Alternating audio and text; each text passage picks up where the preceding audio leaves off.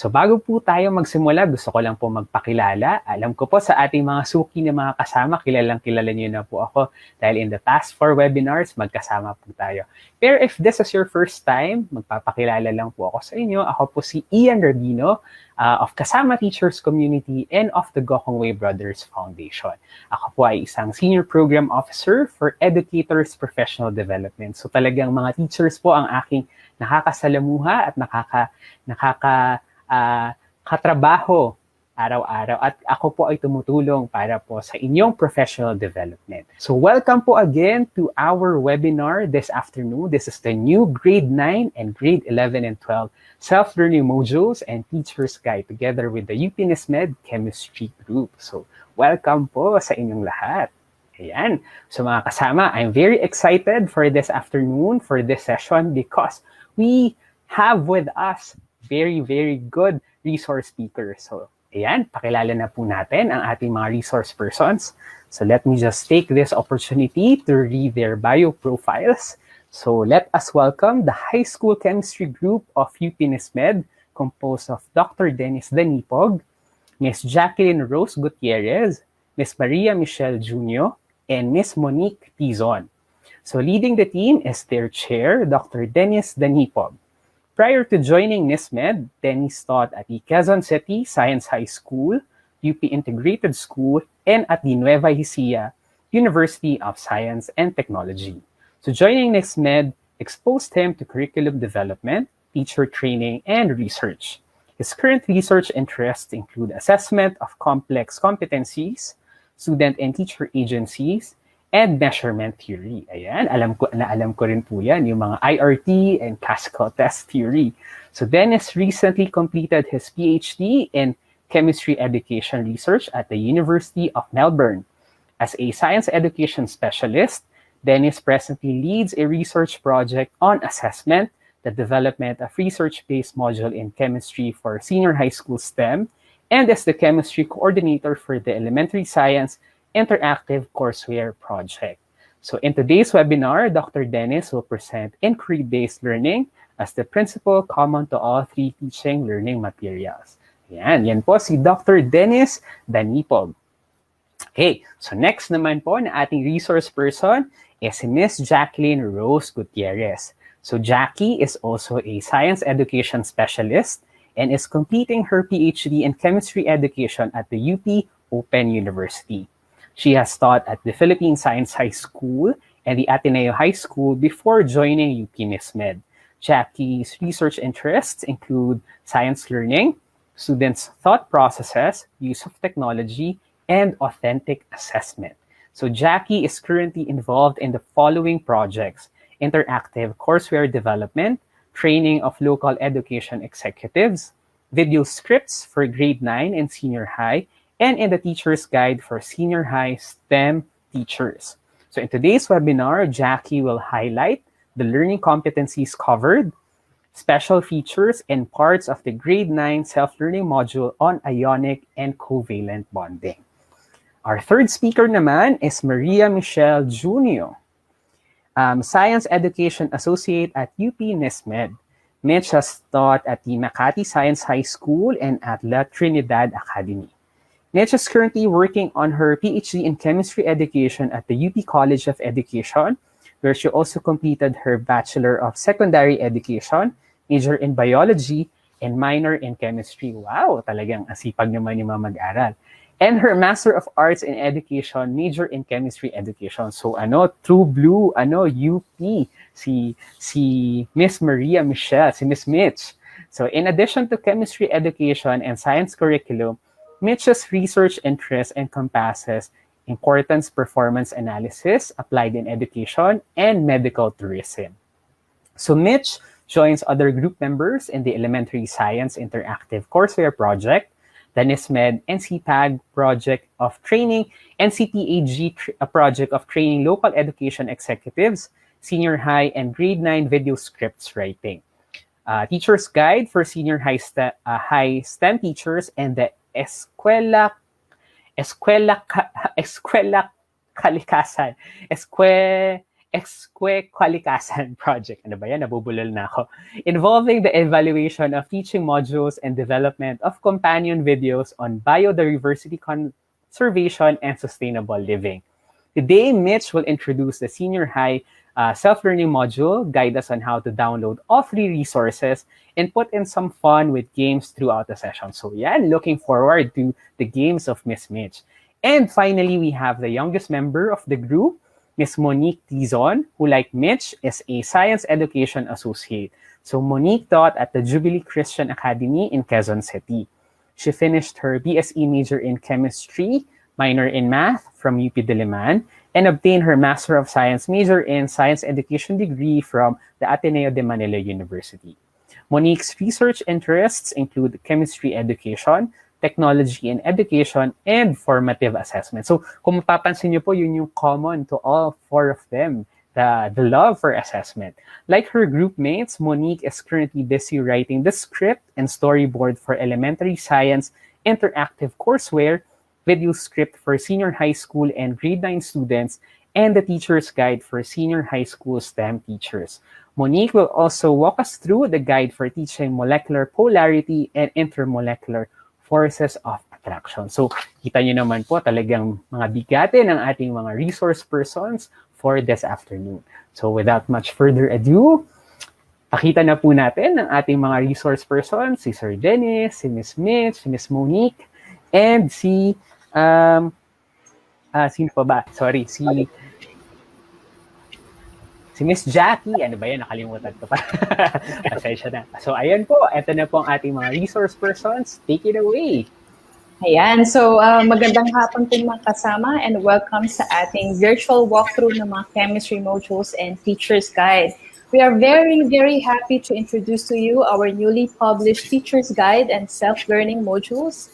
And so for this session, we'll show you the special features and key parts of the teaching of molecular polarity and intermolecular forces of attraction, self-learning module on molecular polarity for grades 11 and 12, and self-learning module on ionic and covalent bonding for grade 9.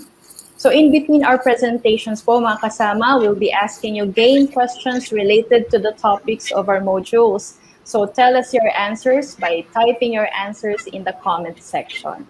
So we really hope everyone to enjoy this virtual event. Kaya heto na po mga kasama ang ating game.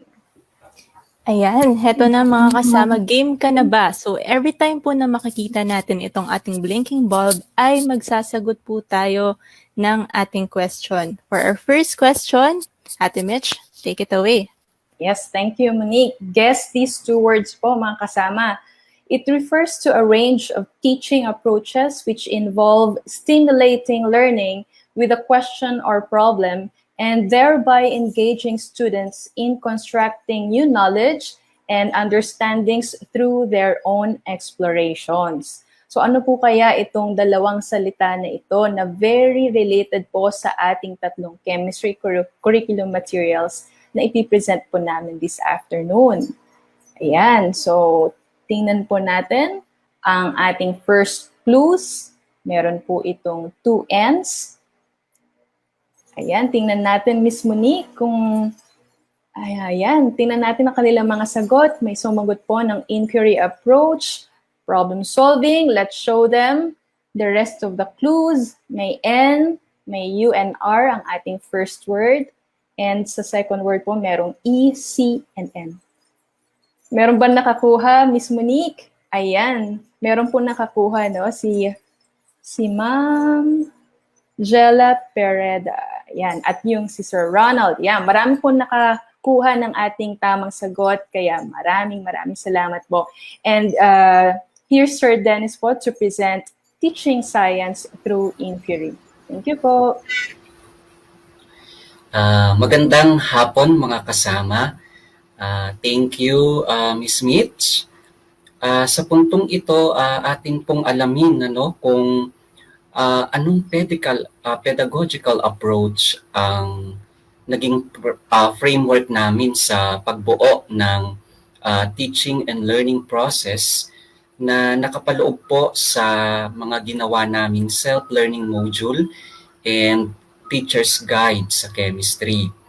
So, ang teaching science through inquiry or simply inquiry ay binigyang diin sa ating enhanced science education curriculum bilang isang approach, no, na pwedeng gamitin ng ating mga guro para ituro ang science sa classroom. At ito rin po ay iminumungkahi ng UP NISMED bilang approach na maaaring magamit ng mga guro na nagtuturo ng science sa kanilang classroom. Ngayon po, alamin natin kung ano ba ang ibig sabihin ng inquiry. Dito po ay binigyang kahulugan ang inquiry sa pamamagitan ng dalawang konteksto. Ang una ay sa pamamagitan ng scientific context. Sa scientific context, ang ibig sabihin po ng inquiry ay ito yung mga proseso o mga hakbang na isinasagawa ng mga siyentipiko kapag sila ay gumagawa ng pananaliksik tungkol sa isang bagay o sa isang sitwasyon para makabuo ng bagong kaalaman o pagbigay ng mga sagot sa mga siyentipikong tanong. Kabilang po dito ay mga halimbawa ay designing and conducting investigations, at kabilang din yung developing explanation based on evidence. Ang ikalawang konteksto ay ang educational context.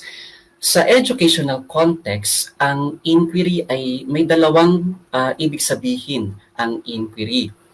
Ang una ay inquiry bilang teaching approach. So ito yung mga approach na maaaring gamitin ng mga guro para ituro yung science, no, sa classroom, na kung saan ipinaparanas o ini-involve yung mag-aaral sa mga proseso o hakbang ng inquiry.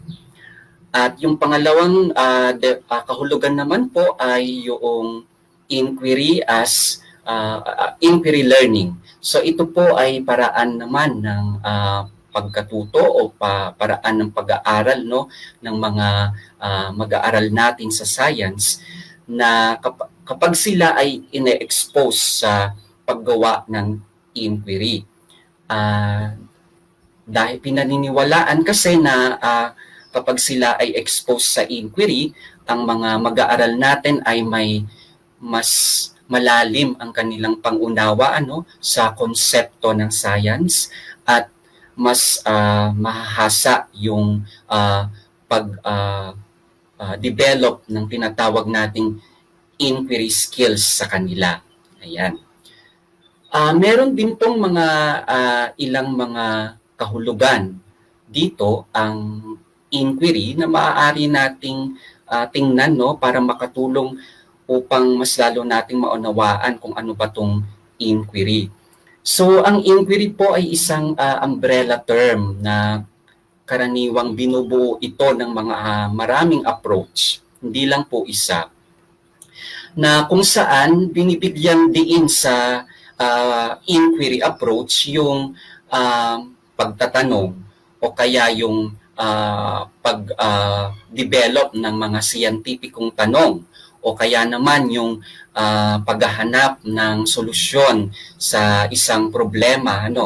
Dahil sa pamamagitan nito ay maaaring makatulong ito sa ating mga mag-aaral para makabuo sila ng bagong kaalaman tungkol sa isang bagay o sa isang sitwasyon.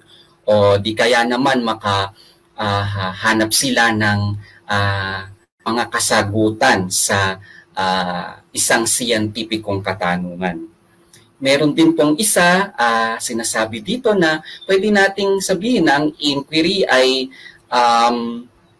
ito yung mga approach, no, na pwedeng gamitin ng guro sa pagtuturo ng science sa kanyang classroom na base naman sa mga ginagawa nga ng mga scientists kapag sila ay nagre-research, for example.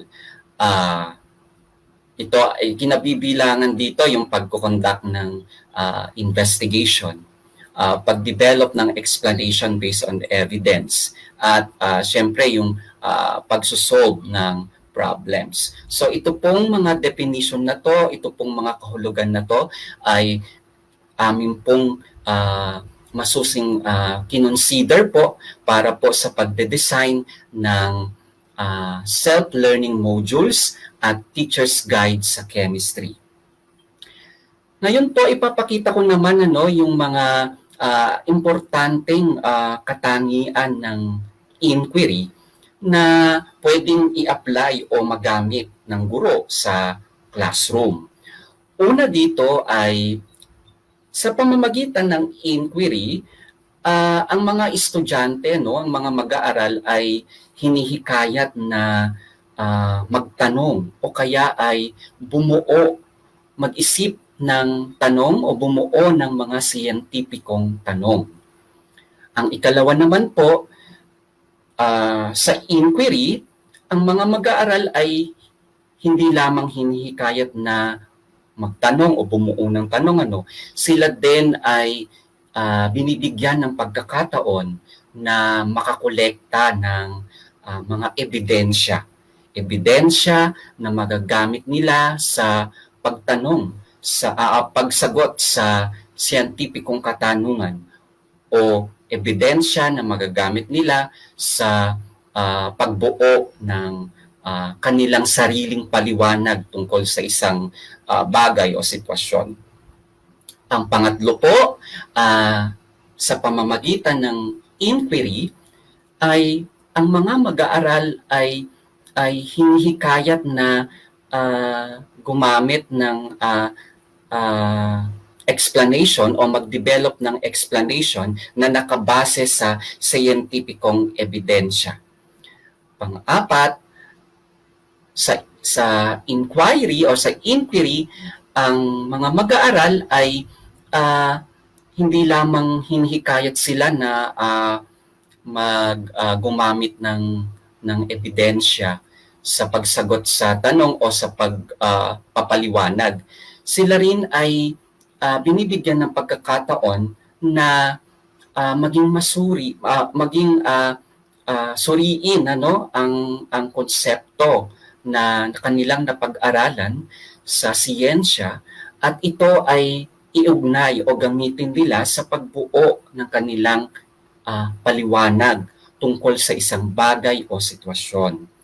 At ang panghuling katangian ng inquiry ay binibigyan ang mga mag-aaral natin na maibahagi ang kanilang natuklasang bagong kaalaman, ang kanilang mga natuklasang mga sagot sa siyentipikong katanungan sa pamamagitan ng pagbuo ng makabuluhang argumento. So ang lahat po ng importanteng katangian ng mga inquiry na ito ay aming isinangguni at ginamit sa pagbuo at pagsusulat ng ating self-learning module at teacher's guide sa chemistry.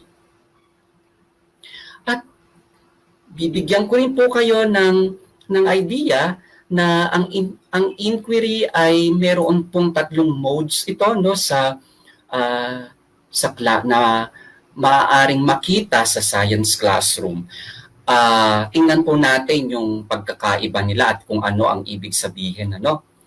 Ang una po ay meron tayong tinatawag na structured inquiry. Para po sa akin, ito po ay teacher-initiated inquiry na kung saan dito ang guro ang siyang pinagmumulan ng mga proseso o mga hakbang na may kinalaman sa inquiry, at ito ay kanilang ibinabahagi sa kanilang mag-aaral upang maranasan nila ang paggawa ng inquiry sa classroom o sa pag-aaral ng siyensya. Ang pangalawa naman po ay may tinatawag na guided inquiry. para sa akin, ang guided inquiry, ito po ay balanse, balanse ng teacher-initiated inquiry at student-initiated inquiry. So merong nagmumulang inquiry processes or inquiry pictures mula sa guro at meron din namang nagmumula mula sa ating mga mag-aaral. So, dito po ay balanse ang paggawa ng inquiry sa classroom. At ang panghuli po ay ang open inquiry na kung saan ito po ay sinasabi kong student-initiated inquiry na kung saan ang lahat o karamihan sa mga pictures na naipakita ko kanina sa nakaraang slide ay karaniwan ginagawa o nagmumula ito sa ating mga mag-aaral na may gabay din ng ating guro. So, ang tatlong modes po ng inquiry na ito ay aming kinonsider sa pagsusulat at pagde-design po ng CERT learning modules at teacher's guide sa chemistry na ibabahagi namin sa inyo ngayon. Maraming salamat po mga kasama.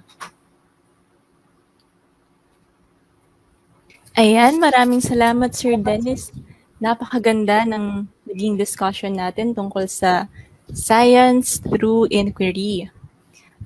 Sa ngayon po, makikita nyo sa ating screen, lumalabas na naman ang ating blinking bulb. Ibig sabihin yan, magsasagot na naman po tayo ng isa pang tanong. So let's read the question. Our teacher's guide is about molecular polarity and IMFA. What does IMFA stand for? So mga kasama, pwede po tayong sumagot sa ating comment section.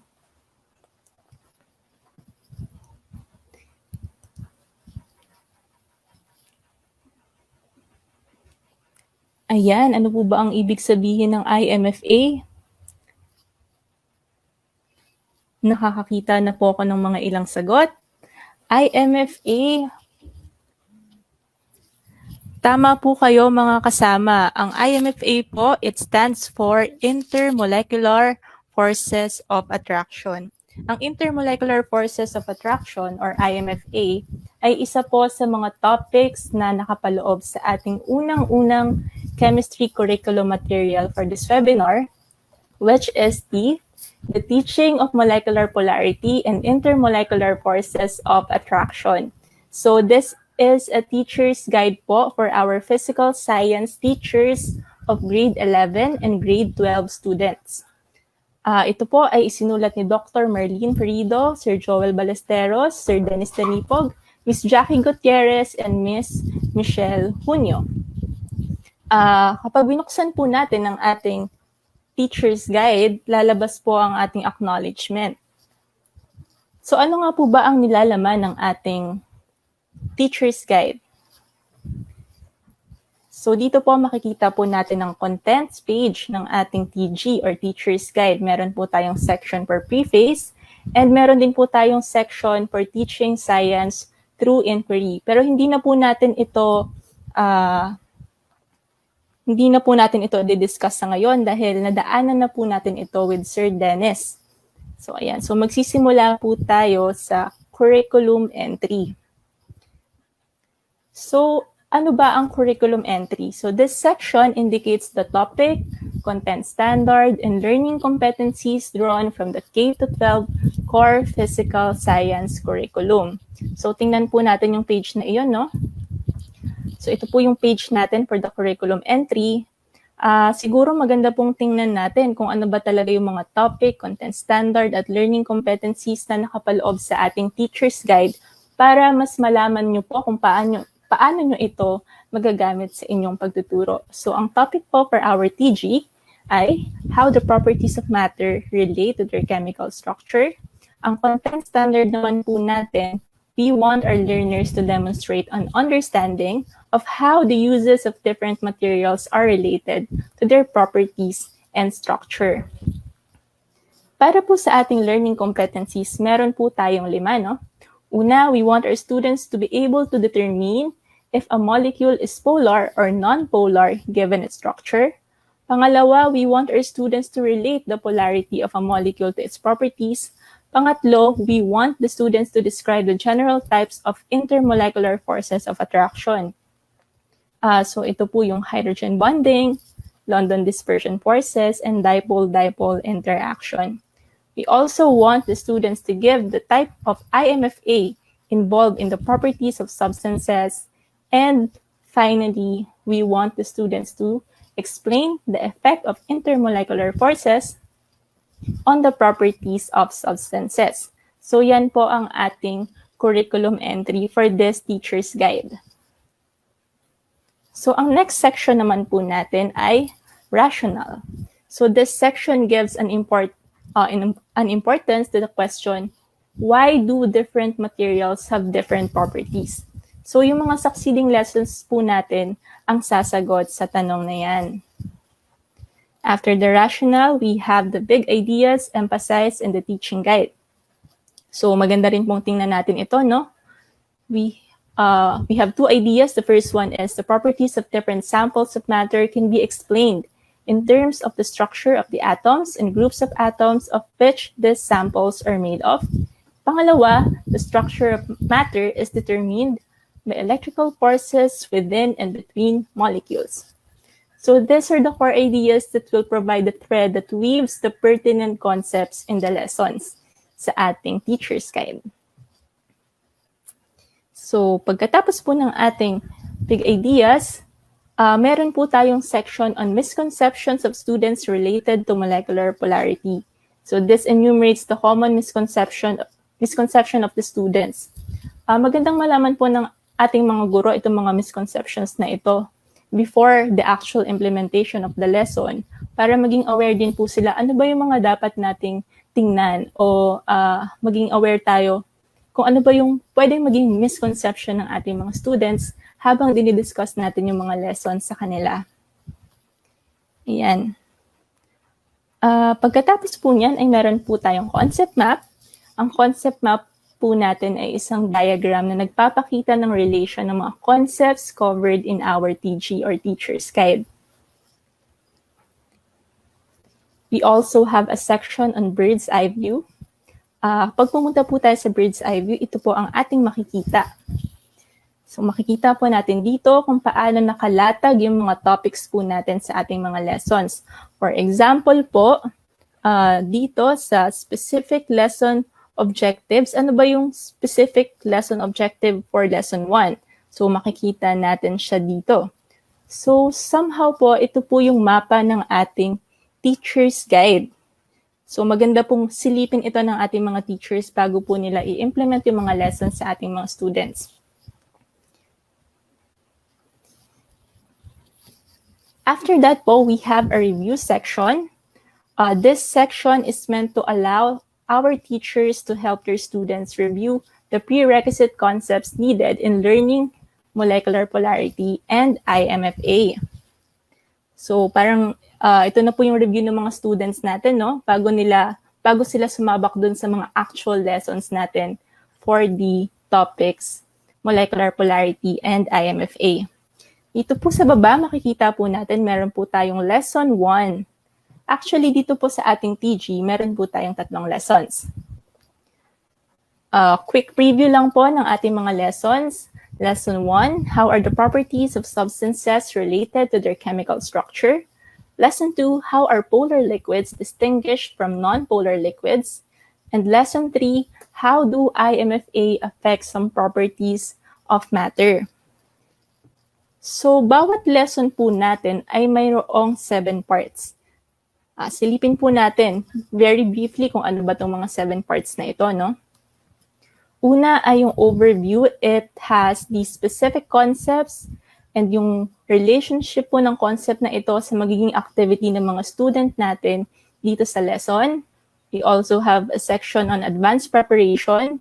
So, nilalaman po nito yung mga tasks and procedures na kailangan gawin ni teacher bago niya i-implement yung lesson sa kanyang mga estudyante. Pangatlo po, meron tayong lesson proper. Dito makikita kung paano ba sisimula ni teacher yung pag-discuss ng lesson sa kanyang mga students. And also, towards the end of the lesson proper, pwede pong bigyan ni teacher ng safety reminders ang ating mga students dahil ang next section na ng lesson ay activity. Yan po yung number 4. So it has the procedures that students need to follow to help them make sense of the target concepts sa bawat lesson. Very quickly lang po, tingnan po natin yung mga activity natin. So meron po tayong 3 lessons, meaning bawat isa po doon ay may sariling activity. Ayan, ito po yung mga activity natin. And kung mapapansin nyo po dito, meron po tayong note to the teacher box. Ayan, basahin po natin. Ask the students to do part A individually. When everyone is done with part A, distribute the materials needed for part B. So ito pong notes to the teacher natin ay makikita po ito all throughout the teacher's guide. Ito po ay dinagdag ng ating mga developers to give teachers some tips and suggestions on how to smoothly implement the lessons. Okay, so yan po ang ating activity. And after that, we have the post-activity discussion. So ito na yung pagkakataon para ma-discuss ng students yung mga naging results nila sa kanilang activity. And binibigyan rin po ng pagkakataon si teacher dito na siguraduhin na naintindihan o nakuha ng mga students yung target concepts na intended for that lesson. After that po, we also have this sample summative assessment. Ito naman po ay naglalaman ng mga tanong na pwede nyong ibigay sa inyong mga students. So pre-made na po ito at ibibigay na lang po sa mga estudyante para ma-determine natin kung ano ba yung level of understanding nila sa mga topics or lessons na diniscuss sa lesson proper, activity, and post-activity discussion. And finally, we have connection to the next topic. Ito naman po yung magsisilbing transition para smooth yung transition natin from the current lesson to the next lesson. So pwede rin po natin itong i-discuss with our students. So again po, ito po ang 7 parts ng bawat lesson natin sa ating teacher's guide. And sa ating teacher's guide, meron po tayong 3 lessons. So lesson 1, lesson 2, and lesson 3. Kung mapapansin nyo po, dito po sa ilalim, meron po tayong appendices. So sa appendices po natin, meron po tayong student handouts, meron tayong demonstration sheet, and most importantly, meron po tayong activity worksheets. So silipin po natin yung example natin na activity worksheet. So makikita po natin dito, medyo kaiba ito dun sa unang ipinakita natin kanina na activity, no? Wala po siyang note to the teacher.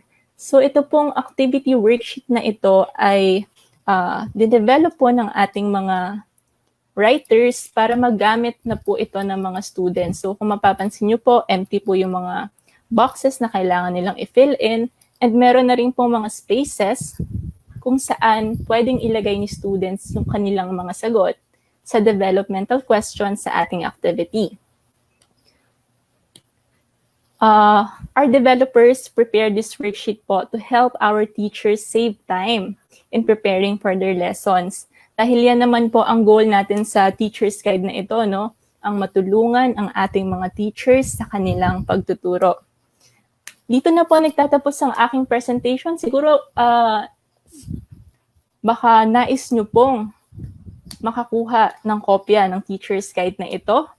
Stay tuned po mga kasama dahil mamaya ipapakita po namin sa inyo kung paano ninyo makukuha ang kopya ng teacher's guide na ito for free. So ayan, maraming salamat mga kasama. Ayan, maraming salamat Miss Monique. Mga kasama, no? Kanina po ay pinaliwanag ni Sir Dennis ang tungkol sa science through inquiry at pinakita naman po sa atin ni Miss Monique ang ating teacher's guide. At this point naman po, I'd like to introduce to you our senior high school self-learning module. So to help grades 11 and 12, core physical science and STEM students, especially po sa panahon ngayon na sila ay nag-aaral sa kani-kanilang tahanan, no? We developed this self-learning module on molecular polarity. Sounds familiar po ba mga kasama yung ating title na Molecular Polarity? No? If you will notice, this SLM po is based on the teaching of molecular polarity and intermolecular forces of attraction guide that was presented po kanina sa atin ni Miss Monique. Now, the activity featured in this SLM makes use of a charged ruler in order to determine the molecular polarity of liquids. Silipin po natin yung ating third game question. Ayan, nakikita po natin no, yung blinking bulb at hudyat po ito mga kasama. We would like to request you po your active participation. I-type lang po natin ang sagot sa comment section. Now, the question is, which liquid will move towards a charged ruler? Write the letter of the correct answer po sa ating comment section. Is it A, oil, B, water, C, none? So ito po ay parte no, ng ating self-learning module para po sa grades 11 and 12. Particularly po sa activity part. Ayan, meron nang sumagot. Oil, water, C, B, water. Ano po kaya ang tamang sagot? Okay, pakita natin tamang sagot. And the correct answer po is B, water. Ayan. This SLM po no, will help you understand why a fine stream of water will move towards a charged ruler at bakit hindi po yung sa oil. Ayan. So let's start the walkthrough of the self-learning module in chemistry for grades 11 and 12 on molecular polarity. So nakita po natin sa ating screen ang book cover ng Senior High School SLM. Also, the development team consists of Sir Dennis and I. Okay, after that page is the next, next page po is the acknowledgement page presenting the people who helped us in developing this module. Maraming salamat po sa kanila, definitely. And when you flip the next page po, you'll see the For the Students page, which gives the details on how to use this self-learning module or SLM. Kikita po natin itong nakabilog dito, no? And one special feature of this module po is the table, which presents the icons of key parts, the brief description of each key part, and the suggested time allotment to complete each key part of the module. Okay, so ito po yung ating something new sa ating senior high school SLM. Now, this SLM also presents another special feature. Okay, so makikita po natin si Teacher Mitch, sina Teacher Mitch and Teacher Dennis, the two teacher characters who will guide students in learning the concept of molecular polarity. They will emphasize specific parts of the module through pop-out messages. And kung babasahin po natin yung senior high school SLM, mapapansin po natin no, na it is as if these two teacher characters, Teacher Mitch and Teacher Dennis, are actually conversing to the students. So aside from the teacher characters, another special feature of this senior high school SLM is the For the Parents and Guardians page. So kanina po, merong For the Students page at guide po yun no, para sa ating mga senior high school students kung paano gamitin yung senior high school SLM. Now at this part naman po, no, ito ay specially written para sa mga magulang at guardian ng ating mga senior high school students na gagamit ng module na ito. And to help them, to help the parents and guardians in guiding their children in using this SLM at home. Para magabayan po ng ating mga parents din at guardians ang ating mga senior high school SLM. Now, let me present to you the table of contents. Makikita po natin ito sa one of the preliminary pages po ng ating senior high school SLM. And let me show you the overview. Tara po, mga kasama, at silipin natin ano po yung itsura ng ating overview page. So at this page, you will see here the title of the lesson. So this module po focuses on how are polar liquids distinguished from non-polar liquids. This page will also show us the suggested total time allotment in using this SLM, which is 3 hours or 180 minutes. And of course, yung atin pong isa sa mga teacher characters na si Teacher Mitch ay makikita natin dito with her pop-out message. We'll also see the overview icon. Ayan po, mga kasama, nakikita po natin ba ang ating overview icon.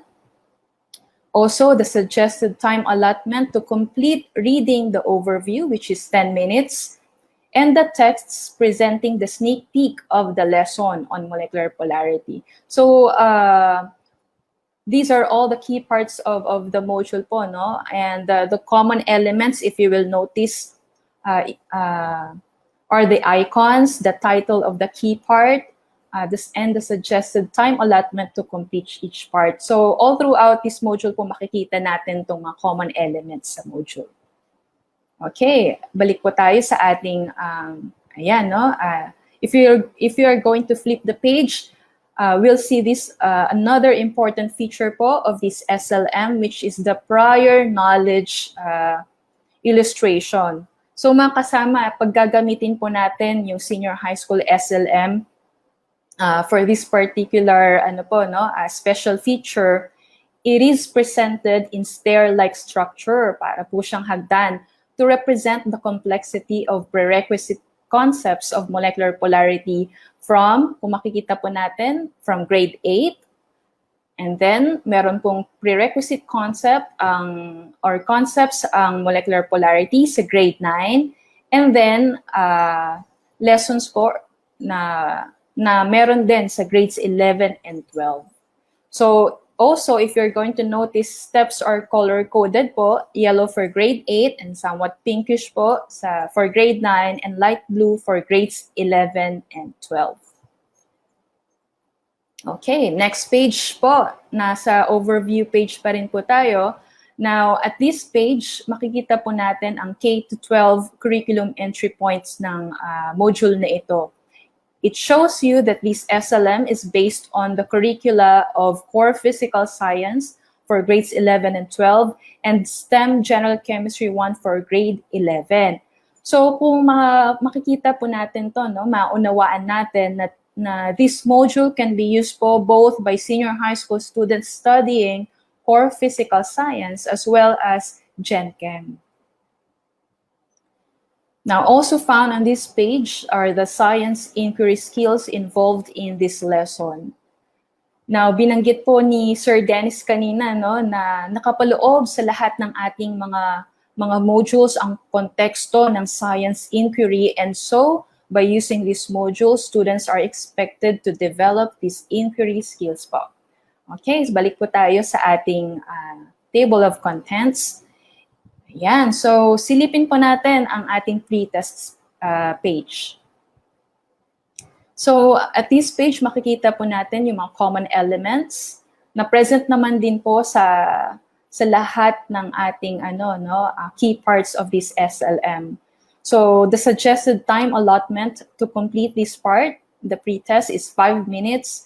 And if students would like to write their answers in the module, gusto po nilang dumirektang magsagot dito, pwede rin po. And there is a space allotted for the answers. Though naka-PDF format po ang ating copy, pwede naman din po silang maglagay ng sagot nila by editing it. Ayan. Pwede rin po nila, kung gusto nila ng hard copy, they can also print it. Ayan. Okay, let's go back to the table of contents. After the pre-test page, makikita po natin na ang kasunod na page ay tungkol sa safety precautions. Silipin po natin ang tungkol sa safety precautions. Okay, so this part generally specifies po the safety precautions the students must consider in performing the activity. And we hope po na maging maingat ang ating mga estudyante at maging helpful po ang safety precautions para sa kanilang maingat na pagsagot at pag-perform ng activity po. So, kailangan mga kasamang mga estudyante na kailangan basahin maigi at sundan ang safety precautions para tayo ay ligtas lahat habang tayo ay nag-aaral. So, after ng safety precautions, meron din po tayong in-specify na advanced preparation. Okay. Now, for the advanced preparation po, yan, tingnan natin ano kaya po ang nakaspecify sa ating advanced preparation page. So this provides the detailed procedure on preparing for the activity. So step-by-step po siya at tulad nga po ng ating pagsunod sa safety precautions, sana po maingat din po sa pagpiprepare para po sa pag-perform ng activities. It also specifies po yung mga kailangang ihanda in terms of yung materials, and makikita po natin dito na kailangan nila ng basins, also liquids po. Yeah. Alright, so after po ng advanced preparation, at almost ready na po ang ating mga estudyante sa kanilang self-learning ng molecular polarity. Bago po yan, they have to review. Ayan. So, they have to read and understand well the review section. And the review section presents the main ideas to be reviewed in bold fonts. So particularly po for the senior high school SLM, there are 3 main ideas that students need to review prior to learning molecular polarity. And at the bottom part of this page, it will tell you the end of the preliminary parts of this module, and Teacher Mitch po will be telling a message about that. And kung ready na po, nakapag-review na ang ating mga estudyante, ayan, ang next part po ng ating senior high school SLM ay ang activity proper. So this activity is suggested to be performed by students for 40 minutes. Suggested time allotment po namin ito, and ayan, ito po yung magiging gabay din sa ating mga estudyante as they perform the activity at home sa kanilang mga bahay, tahanan.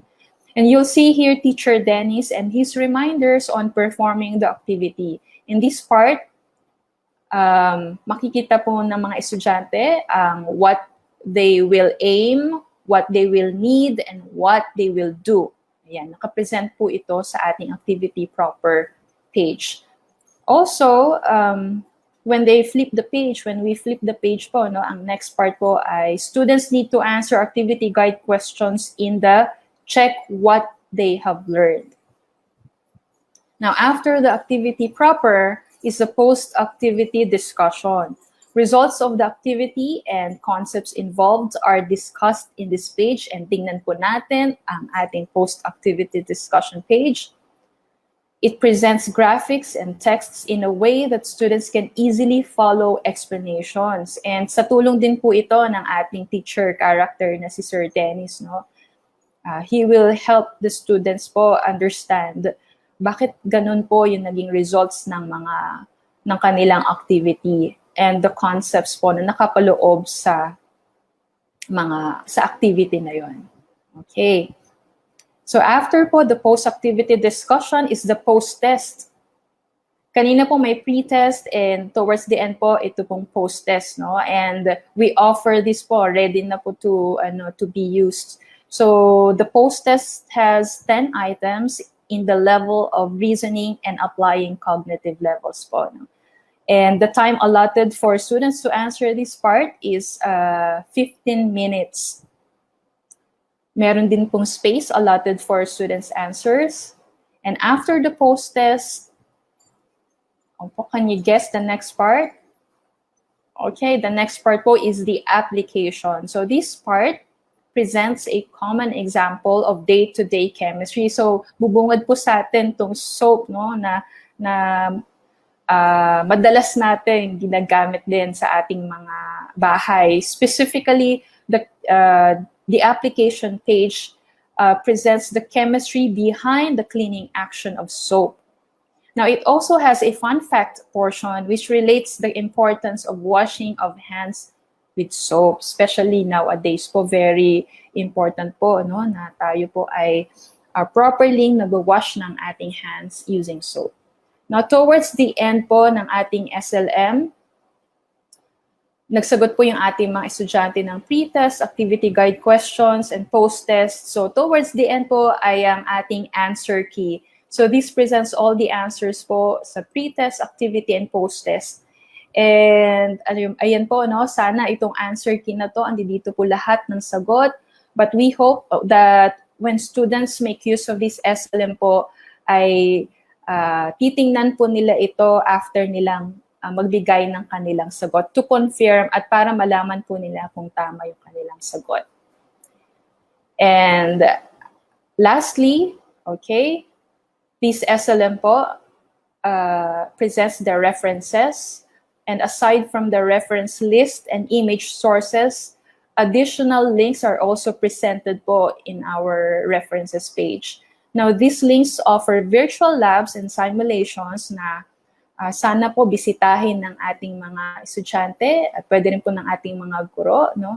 Because these links po ay pwedeng pag-referan ng ating mga estudyante, and they can explore these sites to better understand science concepts just like molecular polarity. Okay, mga kasama, that's our self-learning module for grades 11 and 12. Ayan, maraming salamat po. And on how to access this module po, we'll be presenting it to you later. Thank you po. Ayan, maraming salamat, Ms. Mitch, sa ating discussion ng grade 9 SLM. Ngayon naman ay nagbabalik na po ang ating blinking bulb. Ibig sabihin, magsasagot na naman tayo ng isa pang tanong. Okay, mga kasama, how many valence electron or electrons does a neutral sodium atom have? Pwede nyo pong ilagay ang inyong sagot sa ating comment section. Sige po, mga kasama. Makikita rin po natin dito yung representation ng ating neutral sodium atom. Ayan, naglalabasan na ang mga sagot ng ating mga kasama. Tama po kayo. Meron po tayong isang valence electron para sa ating neutral sodium atom. Okay, sa puntong ito naman po ay tunghayan natin ang presentation ni Miss Jackie ng ating grade 9 SLM. Yung kanina po pala ay senior high school SLM po ang present sa atin ni Miss Mitch. So ayan. Miss Jackie, take it away. Ayan. Magandang hapon muli. Technical glitch. Nakamute ba? Ngayon lang ako nag-unmute.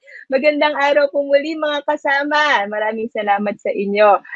Maraming salamat Miss Monique. At kanina ay binigyan tayo ng isang walkthrough ni Miss Mitch. At naway sana ay ating naisapuso yun dahil kung ano man ang sinabi ni Miss Mitch, ay yun din naman ang sasabihin ko tungkol sa aking presentation. Pagkat ito ay self-learning module din, sa lahat ng special features kanina na in-emphasize ni Ms. Mitch ay siyang makikita din dito sa grade 9. Ngunit tatapwat subalit, ang topic lamang ay pang grade 9, which is Ionic and Covalent Bonding. Siyang buksan na natin para tayo mag-walkthrough. Ayan. Opening it, you find a sepia version of the cover photo. Ay kung nakikita niyo yan ay asin at tubig. Yan, ang very common common examples ng isang ionic compound at ang tubig ay isang very common example din ng isang covalent compound. At madalas din natin pagsamahin ang tubig at asin. So, to walk you further, Ang kaibahan lamang din nito ay pumasok na ang isa pang writer na ang pangalan ay Jackie Gutierrez at kasama niya na din si Teacher Dennis at si Teacher Mitch. Hindi ito mabubuo kung hindi ito pinagtulungan ng maraming tao katulad nila Dr. Midge, Dr. Helen, Miss Cherry, Miss Dean, Mr. Jerry, Mr. Rizaldo, Miss Pam, at ang ating kasamang karirinig niyo lamang, si Miss Monique. Yan. So from the acknowledgement, we go to the picture, the first page that would go for the students. Ayan, kanina may comment, sabi sana nasa grade 10. Comment nyo pa lang, binigyan na namin kagad ng sagot. Ganyan kayo kalakas sa amin. So para sa grade 9, meron ding for the students. Ay, mali. Tinan mo, nagkamali pa ako ng skill. For the teachers pala yon. O sige, so for the students pala. So yon, how to use the self-learning module. So nandito din yung mga icons na pinresent kanina ni Ms. Mitch. So we retain the same icons kasi gusto nga natin, una mas standardized at una may kumbaga makarelate na kagad yung mga estudyante. So every time they use the self-learning module, pag nakita nila yung icon na yun, this is about the overview, we're already on the pretest, this is talking about safety precautions. And we use very good, nice icons kasi alam niyo na mga estudyante ngayon, di ba, napaka-iconic, gusto nila icons. Pero apart from the icons, an important info that they need, parang very helpful sa kanila dito ay ang mga suggested time allotments.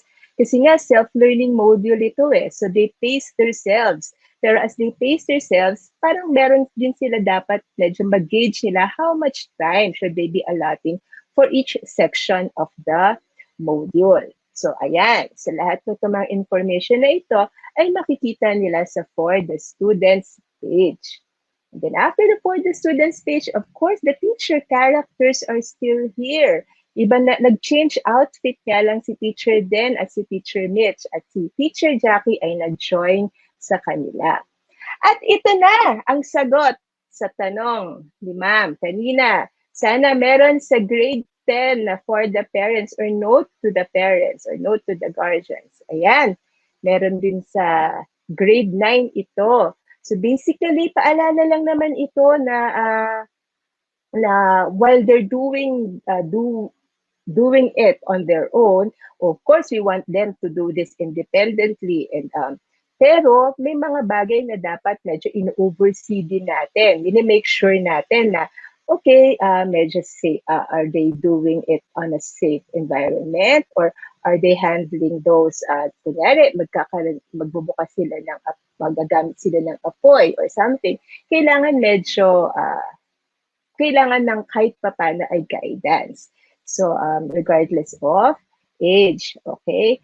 So, we give them still, for the parents, a note to the parents, so just a reminder. Also, aside from that is the encouragement. Na sana yung mga parents, ini-encourage din natin ang mga estudyante natin kasi nga, self-learning sometimes it can be, parang disappointing. Pwede na kapag hindi mo nagigets or kasi wala kang kasama So, baka sabihin natin, parents, medyo pagka nakikita nyo na si baby nyo na medyo kailangan na ng konting cheer. Cheer naman natin sila. So, yun lang naman ang mga laman sa ating for the parents. So, basically, safety and encouragement. And then, after the for the parents page, you also see the table of contents. And still, the same key parts, like Ms. Mitch has mentioned earlier, the overview. So, on the right, page 1, yan, dyan na yung start ng preliminary, start ng key part. So, gives you the sneak peek. So, gives you a little idea of what's inside. So, andyan pa rin si Teacher Mitch telling you something about the section and telling you, also encouraging you na stay put and what this section can give you. So, Again, also the prior knowledge is also presented only for only that this is specific for ionic. So yung mga grade 7, grade 8 at grade 9 topics na nandun sa hagdan ay mga topics lamang na kung saan ano yung mga related doon sa pag-aaralan nila para sa module na to. So coming from nung grade 7 sila, nalaman nila about substances, they learned about compounds, and then grade 8 na introduce na sila sa particulate level. Pero syempre, we start with the basic, atoms lang. Now come grade 9, ipag-combine na nila yung atoms. So basically, we wanted them to show how these topics are building up as they advance to their grade levels. And since also, ang primary, we want to primarily help our public school students. So we aligned this module with the enhanced K-12 science framework. So on this page, you will see the curriculum entry points. So first, yung formation ng ionic bonds, and then how ions are formed, and very important in number 3, to recognize different types of compounds based on their properties. So since in this grade level, no, submicroscopic na sila, particulate level na sila, pero importanteng makita nila how these are connected to the macroscopic level. Ano yung mga madalas nilang na-experience, phenomena na observe nila. So importanteng mabigyan nila ng connection yon. So hopefully, when they undergo this module, they will see a strong connection. They will develop a strong connection between that level, yung mga compounds na nakita nila as seen tubig, at yung mga properties nila on why they behave that way, why they have properties like that. Kasi ito pala yung kanilang particulate nature. So, that is now the focus, competencies for the module. At gaya nga ng sinabi ni Sir Dennis kanina, ang advocacy natin ay inquiry teaching or inquiry learning. So, alongside the content, we also wish to focus or for them to develop inquiry skills, such as the one listed here in bullet form. And because it's inquiry, we also wanted to transform all these competencies into question form. Kaya, ayan si Teacher Mitch, sinasabi na yung mga key questions. Basically, these are also the competencies, like how are ionic and covalent bonds formed, how are ions formed, and now the third competency, which is the connection between the macro and the sub-micro. Next page is, yan. Kaya din ang sinabi ni Ms. Mitch kanina, we also have a pre-test. So para medyo mag-gauge na, medyo alam ko na ba to o hindi. At the same time, medyo ma-prime na din sila, no, kung nire-ready na natin yung utak nila about the topics or the concepts they are about to learn. So medyo ninanarrow down na natin, o ito dapat ito na yung medyo iniisip mo as you learn, as you go about the module.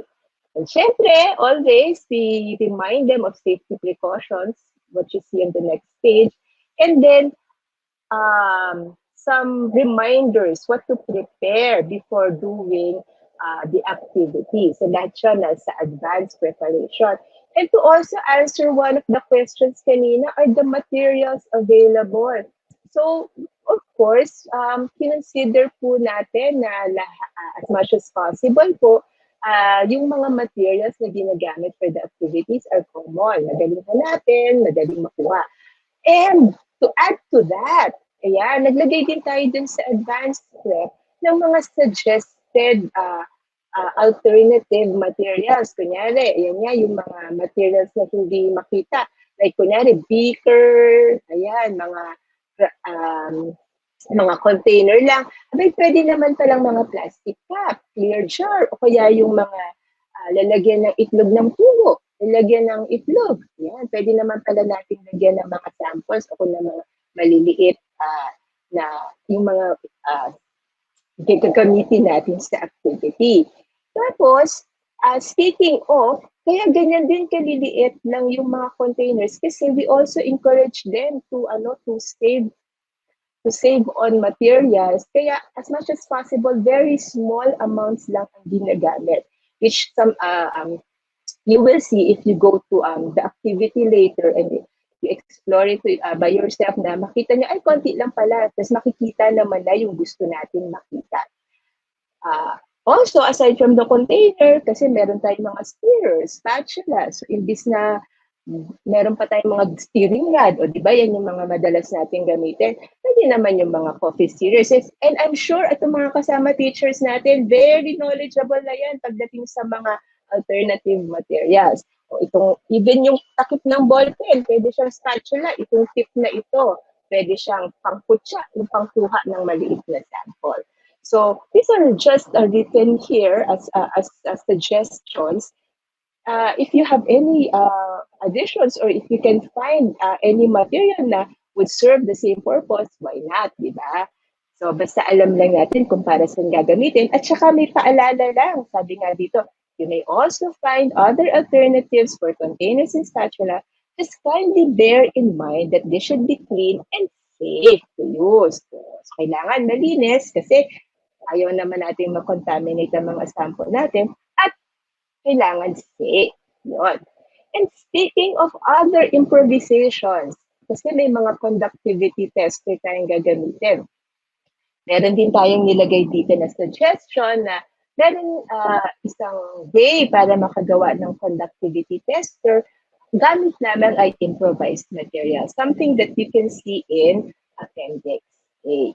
And later on, after sharing to you all about this module, Ms. Monique will tell us more about where to get a very cheap conductivity tester. Yeah. So those are all written in the advanced prep, and Teacher Mitch will give you a good job if you have prepared them all.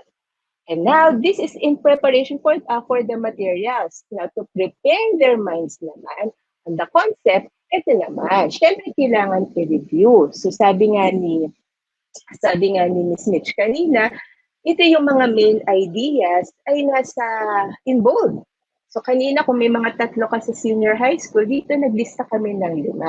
Something they have learned in earlier grade levels like grade 7, even as early as grade 3, yung mga states of matter. So sinulat din yan, binigyan ng isang diskusyon na kung saan paano ito i-connect or paano ito related sa matututunan nila para sa module na to. And the most recent of them all is yung natutunan nila ng grade 8 na kung saan chemical properties of an element depend on its number of valence electrons. Remember, we are talking about bonding, so valence electrons are very important concept, no? Prerequisite niya talaga ito. Kaya nga kanina, ang gagaling talaga ng kasama teachers, o lahat tama yung tinanong ni Ms. Monique kanina, how many valence electrons does a sodium atom have? Okay, number 1 talaga kayong lahat. As yung 1 ang grade nyo. Yan. At talagang unong-uno, kasi ultimo, I think number 5 na main idea ay alam nyo. Which is, atoms react with other atoms to attain a noble gas electron configuration and become more stable. So 2 important prerequisite concepts. Kasi for them to be able to have a deeper and understanding of the incoming concepts.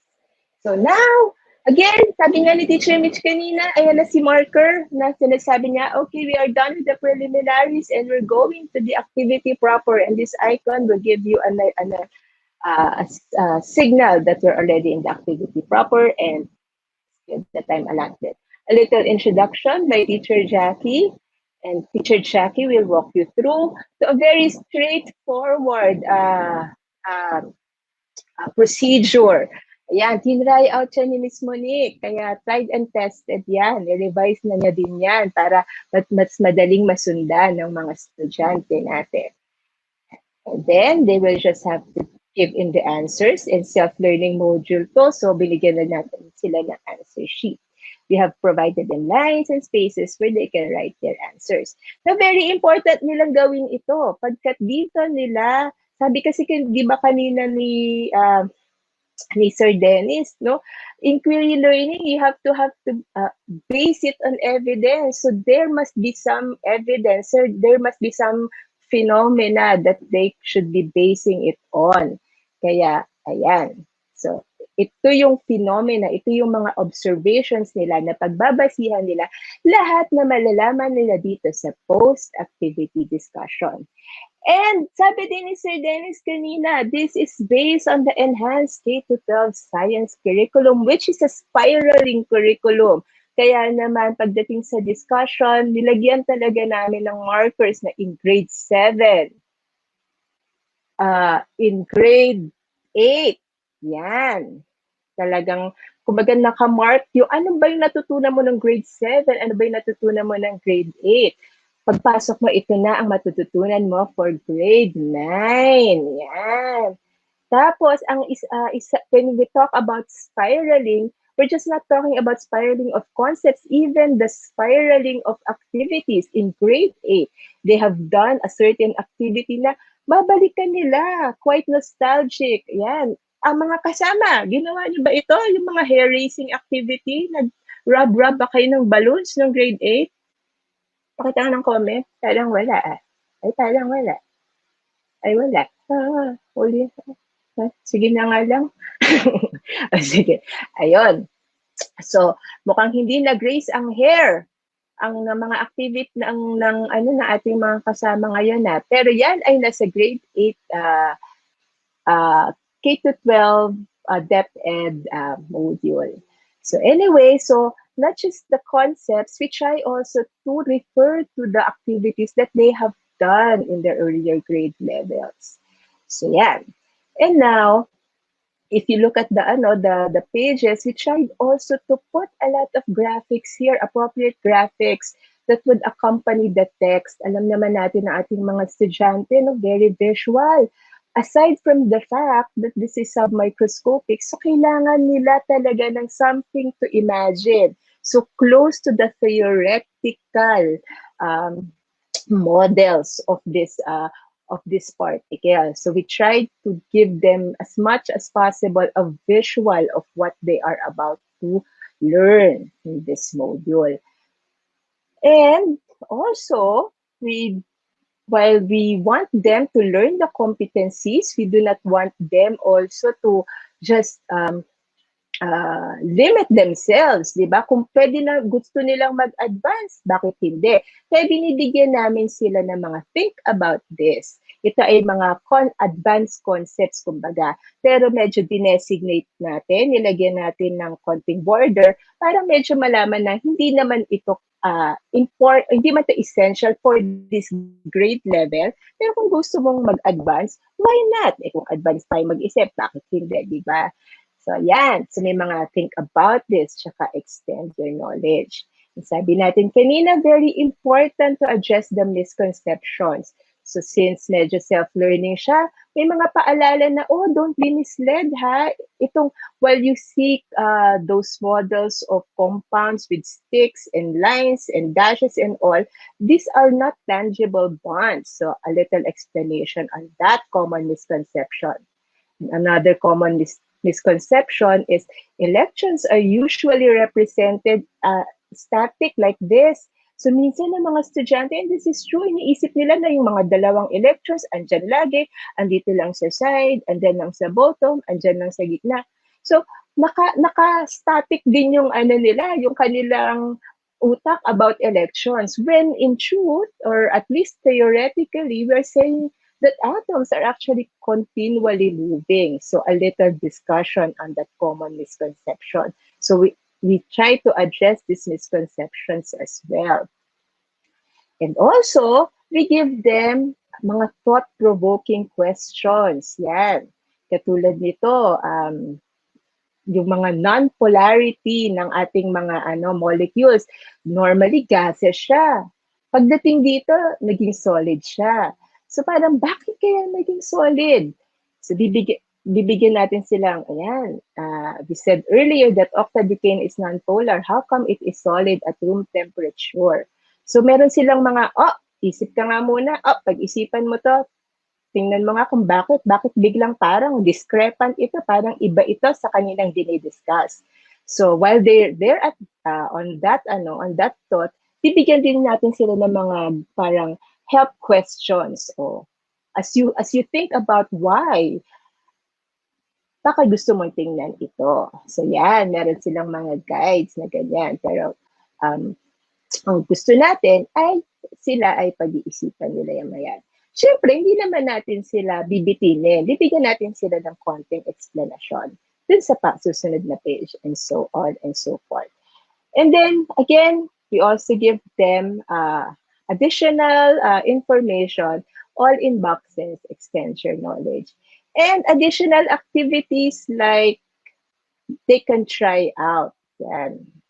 I think familiar ang ating mga kasama teachers dito sa POE, mga predict, observe, explain, and all related to those written in the text.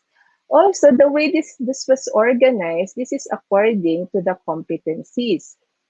So if I go back to the post-activity discussion, we begin with, remember the first competency, how ionic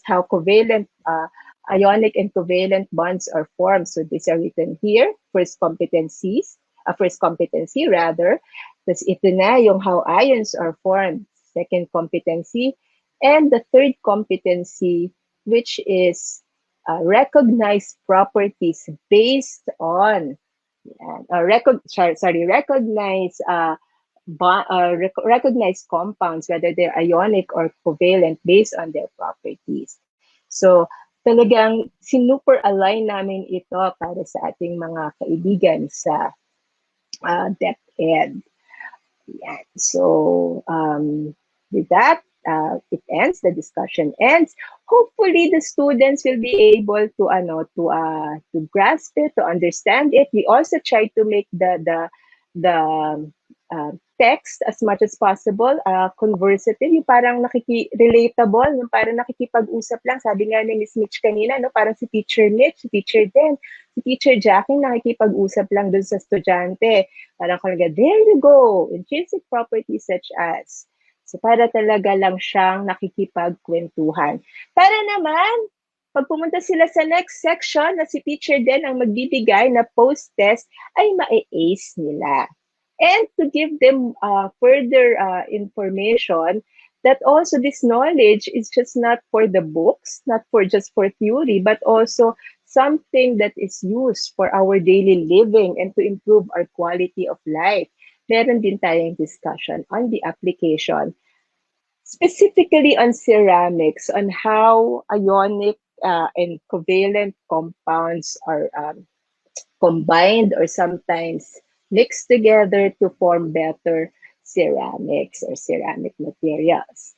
So, going to the next section, which is was also mentioned by Ms. Mitch, yung answer key. Nakikita niya din lahat yan, lahat ng answers to pre-test, answers to the activity, sample answers to activity guide question, answers to post-test. And sabi nga natin, bakit natin ililimit ang sarili natin? We can always explore. That's why we have placed here several references that they can read more para mas marami pa silang malaman. And regarding the improvised electrical conductivity tester, the construction is the instructions on how to construct it is found in the appendices. Aside from that, you'll see another appendix, which this appendix will actually be used doon sa kanilang activity. Yan, pag binasa nila yung text, makikita nila na please refer to appendix B.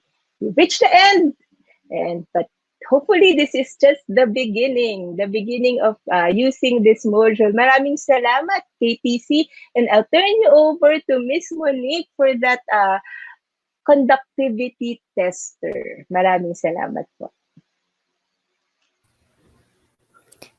Ayan, maraming salamat, Miss Jackie. Para sa ating conductivity tester, ayun nga po, pwede kayong gumawa, DIY, ng conductivity tester, pero pwede rin naman po kayong bumili kung meron po kayong budget for this. So, ipapakita ko po sa inyo yung conductivity tester na aming ginamit. So, ito po yung conductivity tester natin. Hindi po ito highlighter, no? Ayan, ang conductivity tester po natin ay merong electrodes, meron po siyang built-in battery, and sa dulo po, ito po yung indicator niya. So, kapag nilublob po natin ito sa isang solution na nagko-conduct ng electricity, iilaw po yung dulo ng ating conductivity tester. So, saan po ito mabibili? Sa online shopping po namin ito nakuha. Kung ano po yung unang pumasok sa isip nyo na online shop, ayun, pwede nyo pong hanapin doon, conductivity tester. So, maraming salamat po mga kasama. Para sa ating next na section, tawagin natin si Ate Mitch. Miss Mitch? Okay, thank you, Miss Monique. And kumusta po mga kasama? Sana po ay sama-sama pa rin tayo, no, na masaya nakikinig sa ating virtual walkthrough ng ating mga chemistry modules. And at this point po, let me guide you on how to access the digital copies of the modules. Marami po sa inyo ang nagtatanong kung paano ba ma-access itong mga copies ng modules. And so, sana po makatulong tong part na ito, no, para po sa inyong pagkuha ng kopya ng ating 3 modules. Okay, so one way is through the Kasama Teachers Community website. So if you're planning to access the modules soon po, you may simply follow these steps. Okay, so the first step is go to www.kasamateachers.ph. Next, log in to your Kasama Teachers account. For those of you po who don't have accounts yet, you may sign up, and this is for free po. Okay, now let's have step 3. In your Kasama Teachers homepage, click Resources. For step 4, in the Resources page, click on the title of the module that you want to read and or download. Now, for now, you will see the titles of the modules immediately po sa ating resources page since these are the most recent uploads. But after some time, baka po hindi na natin sila makita sa bungad. So, may I present to you po the detailed steps po on how to access the teacher's guide, the senior high school SLM, and the grade 9 SLM. So, let's start po sa TG. Okay, so in step 1 po, you have to go pa rin to the Kasama Teachers website, and that's www.kasamateachers.ph. Then, log into your Kasama Teachers account. In step 3, in your Kasama Teachers homepage, click Resources po. And in step 4, in the Resources page, click All Resource Type and choose Teacher's Guide. Now, I'm just showing to you po how to navigate doon sa Kasama Teachers website. But if you'd like to request a copy po ng specific steps on how to access these modules, we are very willing po to share with you this presentation. Okay, so i-access po natin Teacher's Guide. Makikita po natin yan. And in step 5, in the All Subjects and or Domains, choose Senior High School Science and click Apply. It will lead you po to this page wherein the search result will appear. And click on the Teaching of Molecular Polarity and IMFA. Step 7 po will be prompted, so step 7, the cover page of this resource will appear, and if you want to have a copy of it, click download. Now, for those of you who want to access the grades 11 and 12 SLM through the Kasama Teachers Community website pa rin po, follow the same initial steps in accessing the TG. So we have the steps 1 to 3, susundan lang po natin ito. Then in step 4, in the resources page, click all resource type and choose self-learning module. Now, kanina po na nakita natin on how to access the TG, kaya po ang chinek natin dito sa part na to ay teacher's guide. But kung self-learning module po ang gusto natin, piliin po natin ang self-learning module. Click po natin yan. Next. In the all subjects and or domains, choose senior high school science and click apply. The search result will appear po. You have to click on the self-learning module in chemistry for grades 11 and 12. And when you do that, the cover page of this resource will appear. If you want to download it po, pwede po, just click on download. Now, for those of you who want to access the grade 9 SLM, follow these steps. So, same initial steps po sa pag-access ng TG and senior high school SLM as presented kanina. So, follow steps 1 to 4. Ayan, mga kasama. And pagdating po sa step 5, in the all subjects and or domains, choose here science matter and click apply. It will show you this page po. Click on the grade 9 learning module. The cover page of self-learning module in grade 9 science will appear. Pwede po natin itong basahin through the website and pwede rin pong i-download. And again, all these modules and resources are available for free. Hindi lamang po itong ating tatlong curriculum materials na present today, but there are a lot of free resources in science and mathematics na makikita po natin sa Kasama website. Now, another way of accessing these modules is through the UP NISMED website. So go to nismed.upd.edu.ph and then hanapin po natin yung part na newsletter sa ating nismed.upd.edu.ph na website.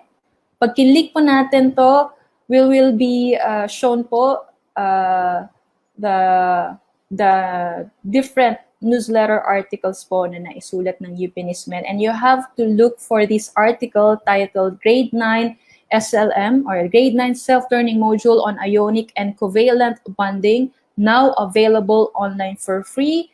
You have to click read more po. And when you do that, towards the end of the article, you will see this part.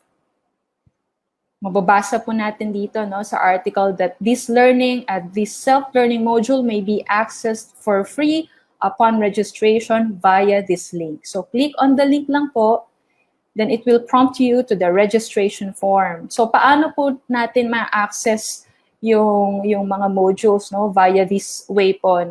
You'll have the access to the modules after completing the registration form po. Now, para po mas madali. Ayan, para po sa mga kasama natin na gusto itong i-try and hawak-hawak po ang inyong mga cellphones. Now, you may also scan this QR code to visit the registration form. Directly po, dadalhin niya kayo sa ating registration form. Or you may visit this link, tinyurl.com/jj2021hsc. Okay, so yun po ang ating different ways of accessing the modules. Sana po ay nag-guidean kayo on how to do that. Again, medyo mabilisan po yung ating presentation, but we are very willing to share you the steps. That would be all on how to access the modules. We hope you can all get copies of these modules and learn a lot from the teacher's guide and self-learning modules. Thank you very much, mga kasama.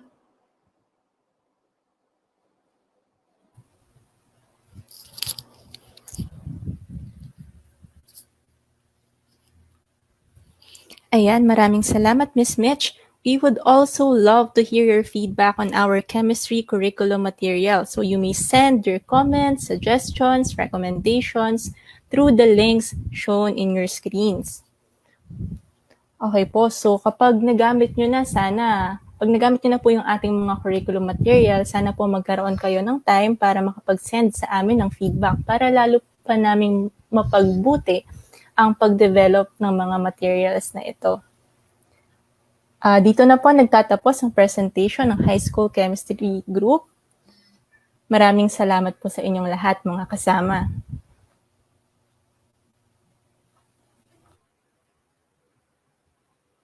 Ayan, so mga kasama, narinig po natin ang ating mga resource speakers from the UP NISMED High School Chemistry Group. So maraming salamat po kay Teacher Den, kay Teacher Mitch, kay Teacher Monique, and kay Teacher Jackie. Ngayon naman po, let's proceed to some of your questions para po masagot po ng ating mga resource speakers. So tawagin po natin muli ang ating mga resource persons para po masagot ang ating mga katanungan. Ayan. Tapos, tatawagin ko rin po pala ang ating isa pang kasama, si Ms. Garnet Biazon, at siya po ang ating magiging tagapagpadaloy para sa ating Q&A portion. Hello? Naririnig ba ako? Hello? Magandang hapon po sa lahat. Ako po si Garnet Biazon, isa ring Science Education Specialist mula sa UP NISMED. At ako po ang magiging moderator para sa inyong mga katanungan sa webinar na ito. So, sigurado po ako pagkatapos niyong marinig ang mga presentation ng chemistry group, ang kanilang napakaganda at napakaayos at napakalinaw na presentasyon, ay marami po kayong katanungan. Actually, nakita ko na po yung first 3 questions at para mapabilis lang po, baka po kasi itanong uli, i-share ko na lang po yung kanilang kasagutan.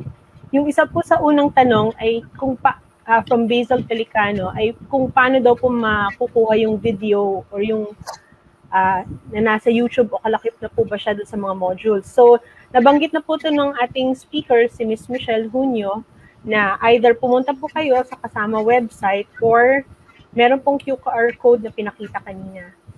Okay, so yun po yung sagot doon sa unang katanungan. Yung isa pong tanong from Joseph Tube, is this available in PDF and hard copy? So, ang kasagutan po dyan ay, from Ms. Michelle po ito, all these curriculum materials are available in PDF for free. Only the TG has a printed copy po. So, answer to question 2 pala, we are currently developing the videos pa po, and once they are available, we'll inform the education stakeholders po. Tapos yung third question, which I think is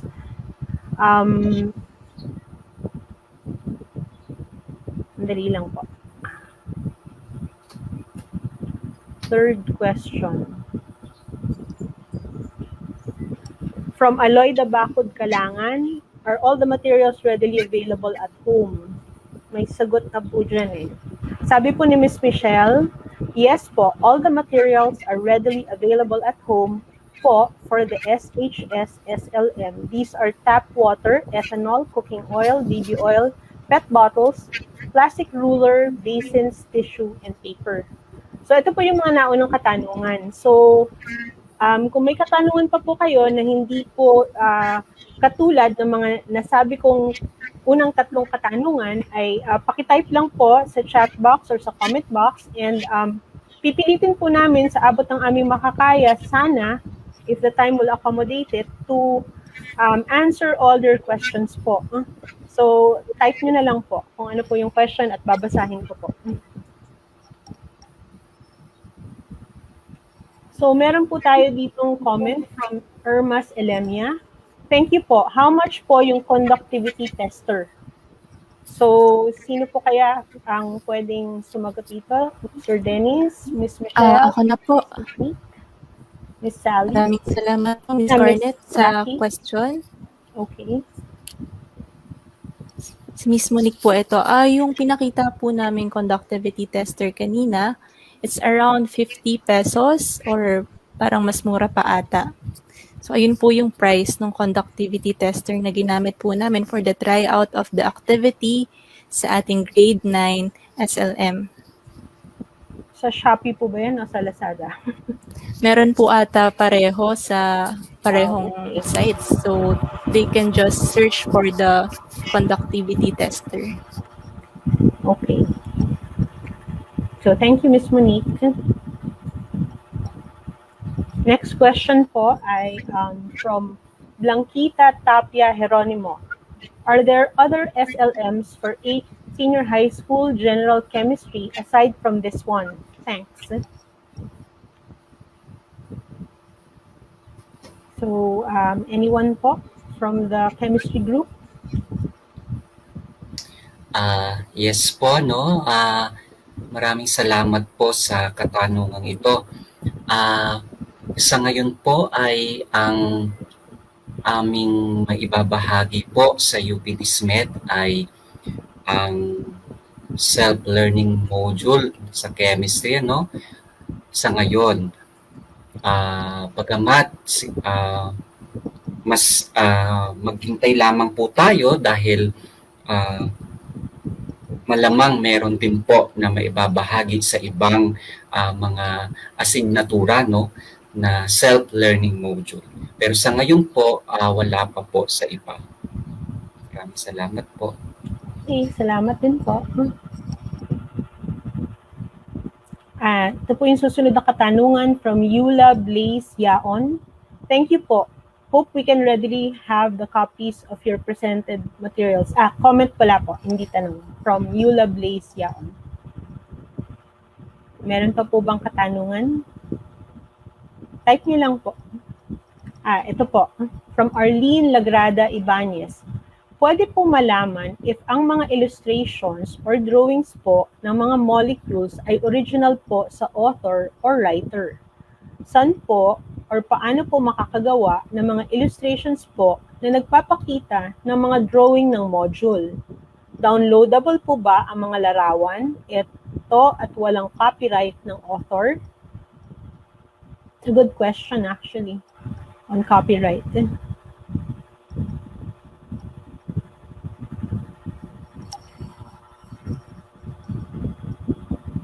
Hello?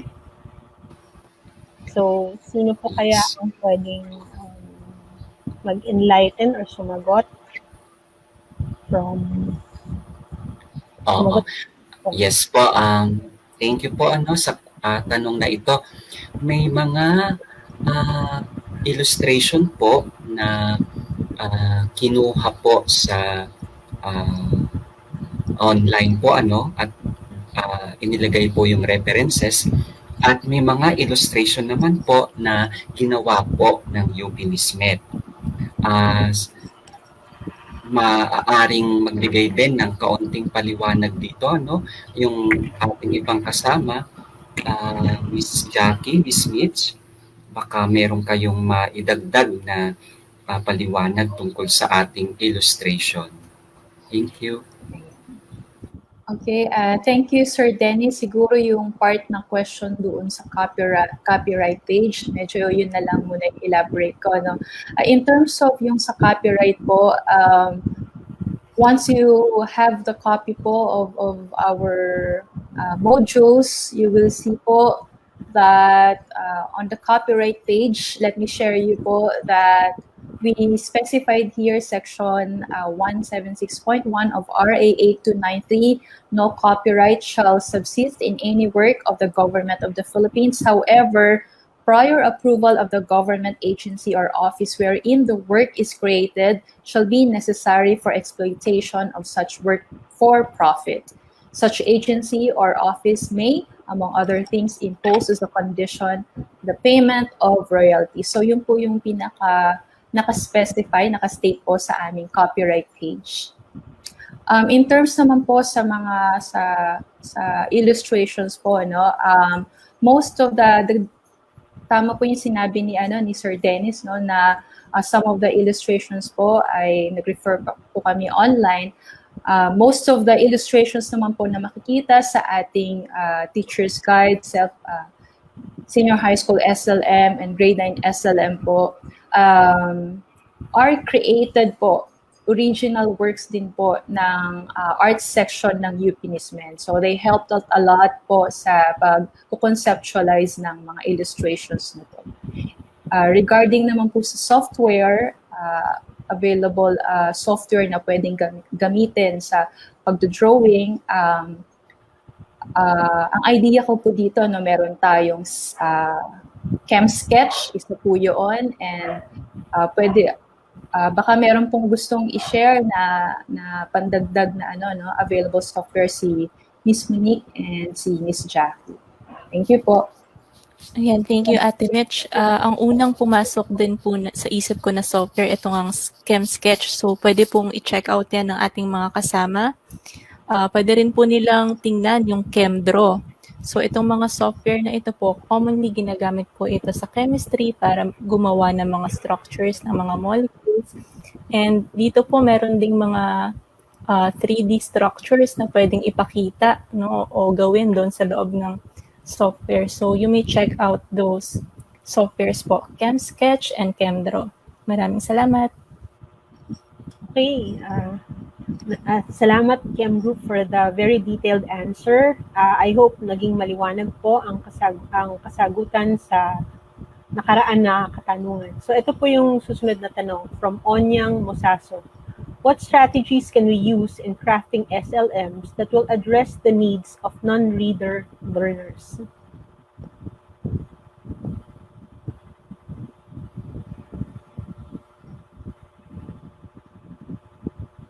Medyo pala isipan po talaga itong mga tanong na nakukuha natin. So, I'm sure, Yes. We can have good answers from our chemistry group. Kayang-kaya po nila yan. Ang high school chemistry group po ay nagpaplano rin na maglabas ng mga supplementary video materials na kalakip nitong mga SLM na ito. So, sana po antabayanan nyo itong mga supplementary videos na ilalabas namin. So, siguro ito po yung mga makakatulong para sa mga non-readers natin. So, antabayanan nyo po iyan. I-upload po ba ito sa kasama website? Ayan. I-upload po ba or saan siya pwedeng ma-download, makita? Sa kasama website po ba? Planong i-upload? Okay, maraming salamat po. Ang ganda ng tanong ni Ma'am, no? And regarding the availability of these videos po, if nabasa po or babasahin natin yung Grade 9 SLM newsletter article sa ating UP NISMED website, towards the end po makikita natin yung announcement on the availability of the supplementary materials. Kaya ang sinabi po namin dito ay follow us on our website at www.nismed.upt.edu.ph. Shows through that, and definitely we can also inform po the kasama core team regarding the availability of these videos. Okay, Thank you. Miss Michelle. Meron pa po bang katanungan?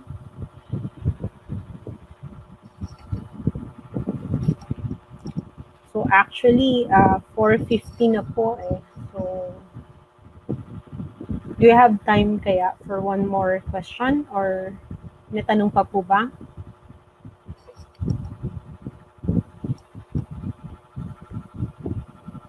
So, wala na nag-a-appear eh. So, Miss Garnett?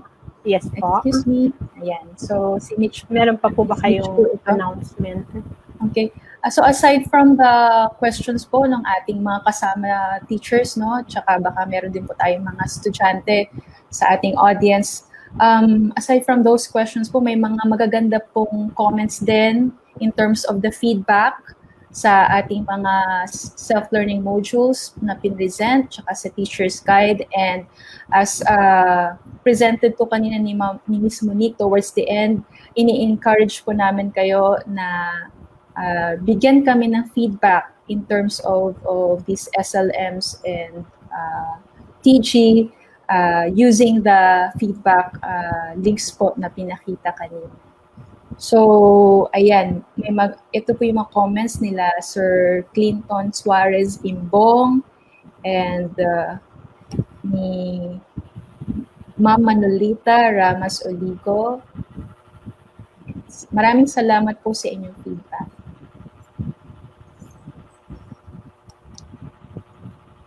Okay.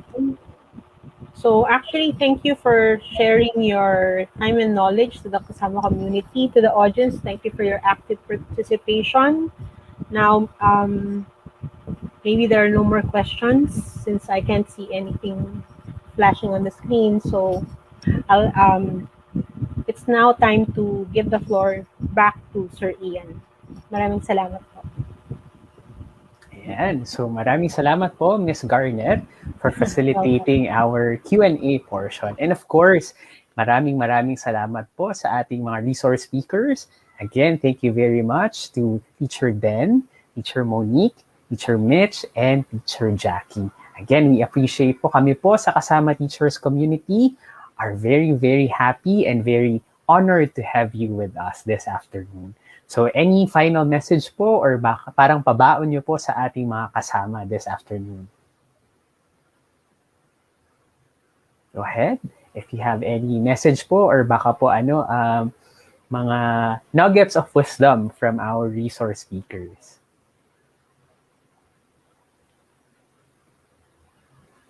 Teacher Ben?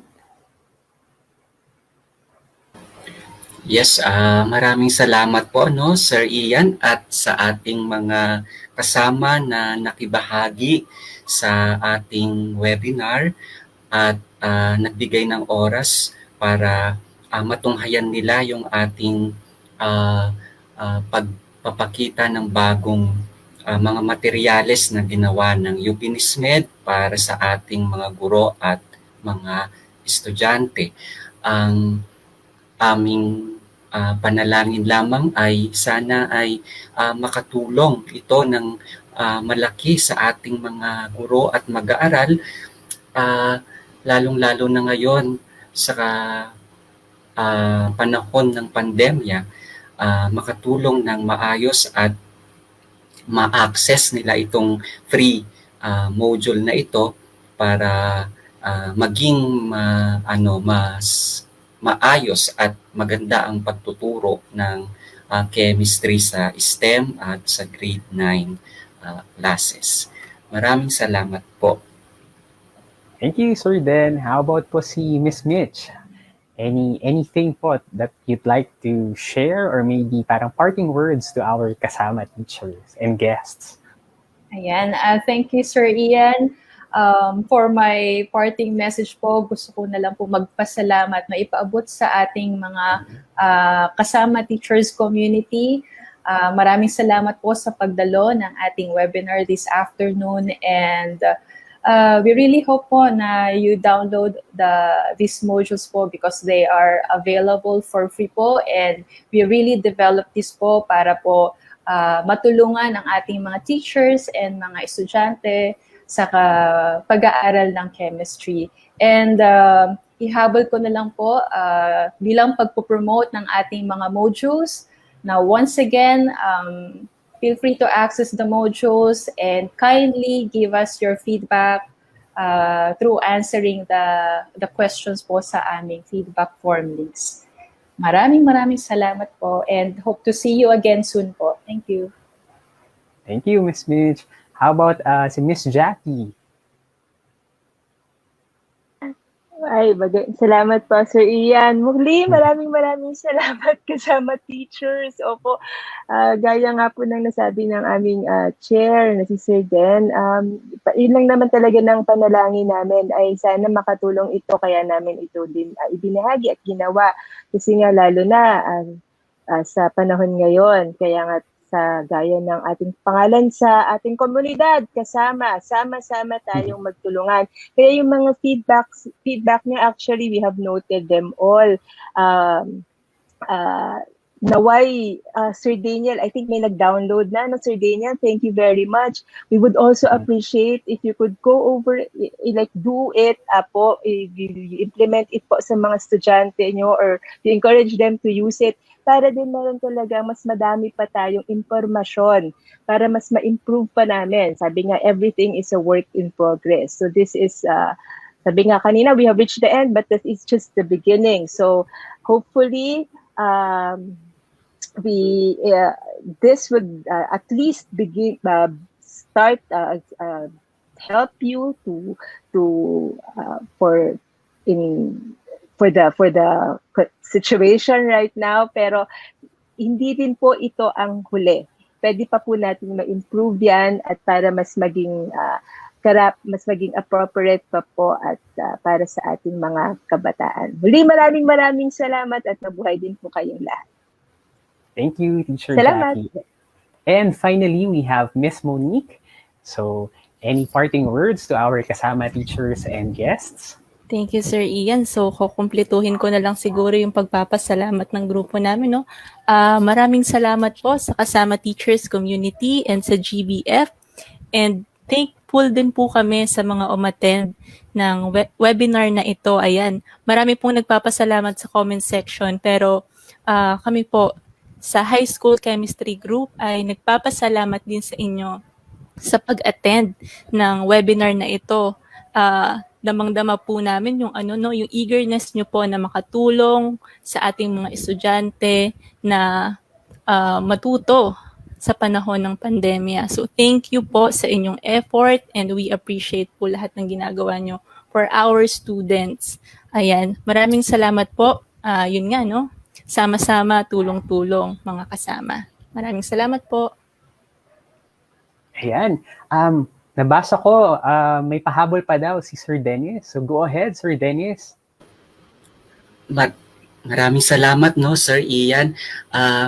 Yun nga po, gusto ko lang pong ipaalam na sana abangan din nila yung ilalabas din naming research-based module, no? May ginagawa po kami ngayong module para naman din po sa STEM Senior High School Chemistry Module at ito po ay base sa resulta ng readiness ng Senior High School STEM students na mag-aral ng college chemistry.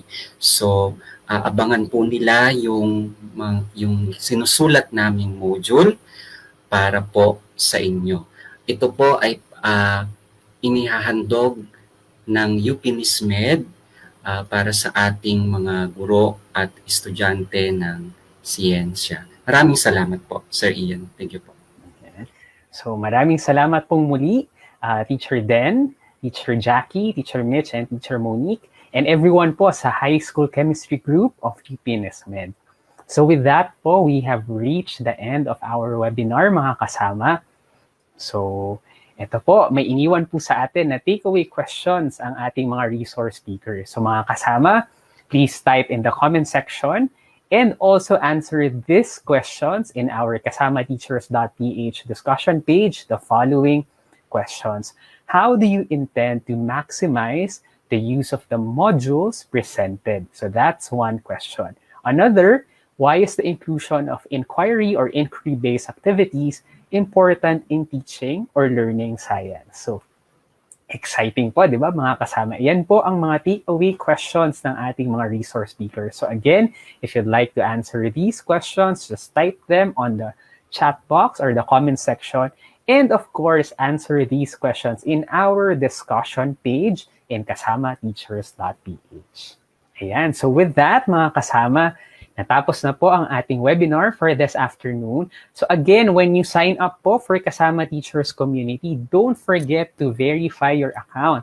So dahil po ang ating e-certificate of participation are now exclusive for Kasama Teachers member, kailangan po natin i-make sure that our accounts are verified. So when you receive your email from Kasama Teachers admin team, please click the verification link. Huwag po tayo mag-reply because that will not complete your application process. So again, this has been Ian Rabino of the Kasama Teachers Community and of the Gokongwei Brothers Foundation offering a happy weekend at good luck po and stay well with our new normal. So this has been the new grade 9 and grade 11 and 12 self-learning modules and teacher's guide. So again mga kasama, Kita-kits po muli sa ating webinar series happening starting next week until the 23rd of July. So magandang hapon and happy weekend everyone. Goodbye!